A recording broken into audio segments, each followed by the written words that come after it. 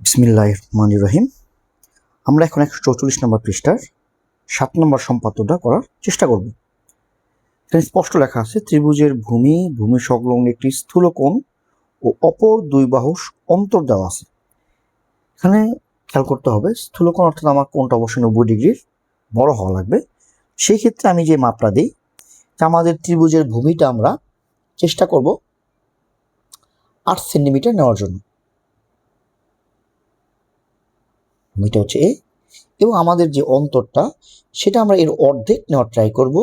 এর চেয়ে কম নিলেও সমস্যা নেই, তবে চেষ্টা করব যাতে এর চেয়ে বেশি না হয়। তো আমরা সেই সব করলে 4 নিয়ে নিলাম, এবং কোণটা যেহেতু স্থূল কোণ আমরা চেষ্টা করব 95 নেওয়ার জন্য।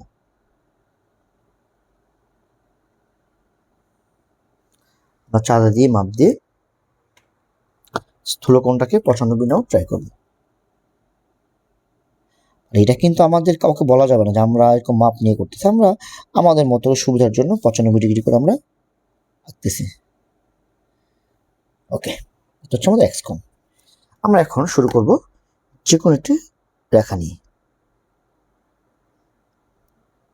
যে কোনো রেখা নিলাম।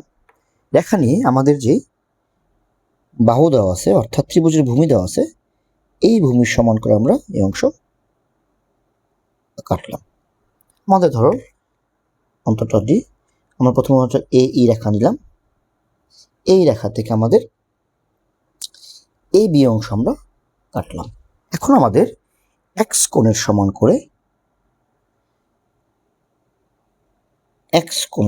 করে আমরা একটা কোণ আঁকি এভাবে।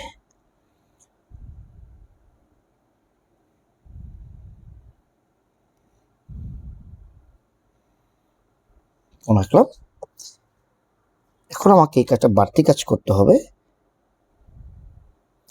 কোণে এটাকে একটু নিচের দিকে আমি নামিয়ে দিলাম।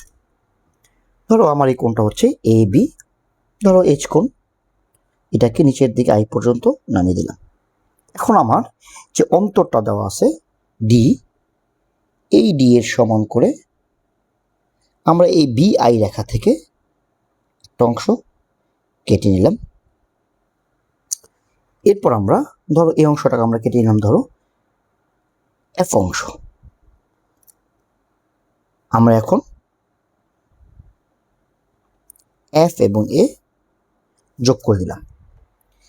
এখন আমাদের যে বি এফ এ কোণ আছে, এই কোণের সমান করে আমরা এই কোণের সমান করে এই বিন্দুতে একটা কোণ আঁকবো।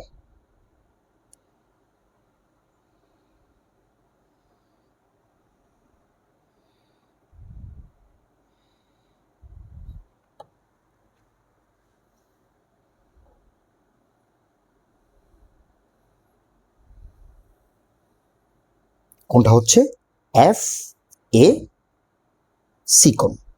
এখন আমাদের এই ত্রিভুজ এ বি সি হচ্ছে আমাদের সেই নির্ণয় ত্রিভুজ। তার মানে আমরা যদি এখানে এটাকে 8 সেন্টিমিটার নেই এবং এটাকে 4 সেন্টিমিটার নেই এবং এটাকে আমরা 95 ডিগ্রি নেই, তাহলে আমাদের মোটামুটি চিত্রটা সুন্দর হয়ে যায়। Thank you.